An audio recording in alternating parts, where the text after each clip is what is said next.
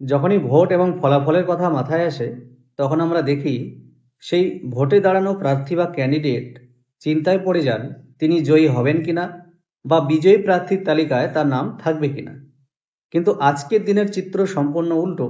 For the first time in the history of election বৈধ বা প্রকৃত ভোটাররা ভয়ে রয়েছেন যে তাদের নাম চূড়ান্ত তালিকায় থাকবে কিনা। এই হচ্ছে ডিজিটাইজেশনের পার্ট। শুধু যে ডিজিটাইজেশনের পার্ট শেখানো হয়েছে এমনটাও না, সেই সঙ্গে ইংরেজির পার্টও শেখানো হয়েছে।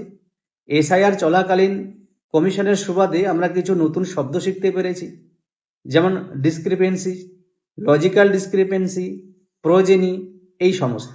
শুধুই যে ইংরেজির পাঠ শেখানো হয়েছে তাও না, সেই সঙ্গে অঙ্কের পাঠও শেখানো হয়েছে, যেমন 3 মানেই 6, 4 মানেই 6, 5 মানেই 6।